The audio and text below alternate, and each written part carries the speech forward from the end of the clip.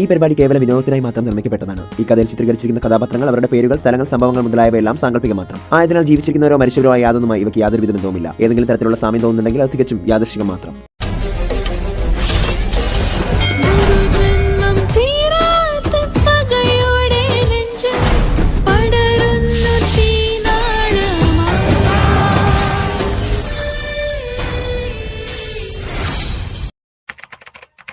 പ്രദ traffic signal ഒന്നും നോക്കാതെ പ്രാർത്ഥനയുടെ അടുത്തേക്ക് ഓടാൻ തുടങ്ങി.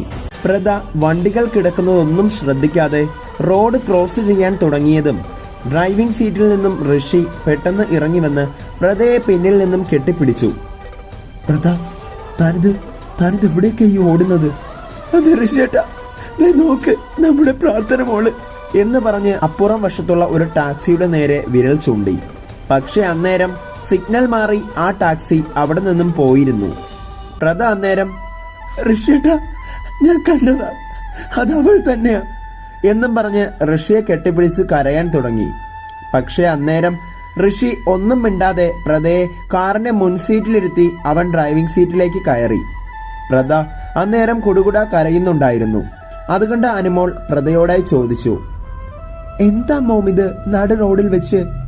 പക്ഷേ പ്രദയ്ക്ക് അവളുടെ സങ്കടം സഹിക്കാൻ കഴിയുന്നതിലും അപ്പുറമായിരുന്നു. ഋഷിയേട്ടാ, എനിക്കാകെ പേടിയാവുന്നു. അന്നേരം ഋഷി പറഞ്ഞു, പ്രദ, അത് തനിക്ക് തോന്നിയതാ, അത് പ്രാർത്ഥനയൊന്നും ആയിരിക്കില്ല. നമ്മുടെ മോള് പ്രാർത്ഥന എങ്ങനെ ഈ നാട്ടിൽ വരാനാണ്? അവൾ UAE-യിലല്ലേ? പക്ഷെ അന്നേരം പ്രദ പറഞ്ഞു, ഋഷിയേട്ടാ, ജീവനെ വിളിച്ച് ചോദിക്കും നമ്മുടെ മോൾ അവിടെ ഉണ്ടോ എന്ന്. ഋഷി അന്നേരം ഫോൺ എടുത്ത് ജീവനെ വിളിച്ചു.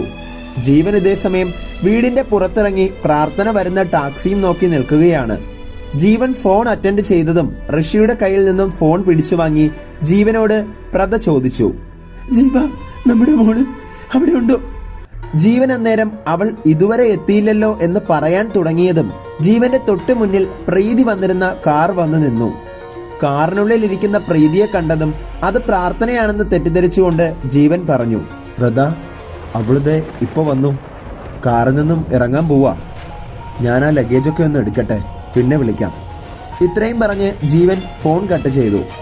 പ്രദയോട് ഇതേ സമയം ഋഷി ചോദിച്ചു, മാറിയല്ലോ തന്റെ സംശയം?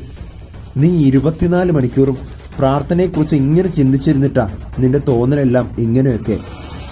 അന്നേരം പ്രദ ഋഷിയോട് പറഞ്ഞു, ഋഷിയേട്ടാ, ഞാൻ പറഞ്ഞത് സത്യമാ. ഞാൻ കണ്ടത് പ്രാർത്ഥനയെ തന്നെയാ. കഴിഞ്ഞ തവണ അവളുടെ പിറന്നാളിന് നമ്മൾ വാങ്ങിക്കൊടുത്ത ആ ചുരിദാറിലായിരുന്നു അവൾ. അപ്പോ ഋഷി പറഞ്ഞു, നീ എന്താ ഈ പറയുന്നത് പ്രദ? അപ്പോ പിന്നെ 2 പ്രാർത്ഥന ഉണ്ടെന്നാണോ നീ പറഞ്ഞു വരുന്നത്? UAE-യിൽ ഇപ്പോ ജീവന്റെ മുന്നിൽ നിൽക്കുന്ന പ്രാർത്ഥന അപ്പോ ആരാ? ഇതെല്ലാം തന്റെ തോന്നലാണ്. ഇത്രയും പറഞ്ഞ് ഋഷി വണ്ടി മുന്നോട്ടെടുത്തു. ഇതെല്ലാം ദൂരെ നിന്നും മാറിക്കാണുന്ന പ്രാർത്ഥന സ്വയം പറയുന്നു, മഹാദേവ, ഞാൻ എൻ്റെ അമ്മയെ പറ്റിച്ചുകൊണ്ടിരിക്കുക. പക്ഷേ എനിക്കിതല്ലാതെ വേറെ വഴിയില്ലായിരുന്നു അമ്മേ.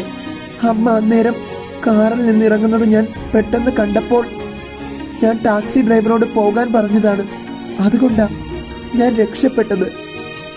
അമ്മയുടെ ആ കരച്ചിലും നിലവിളിയും കേട്ട് എനിക്കിനിയും എന്തൊക്കെയോ ബാക്കി നടക്കാനുണ്ടെന്നൊരു തോന്നൽ.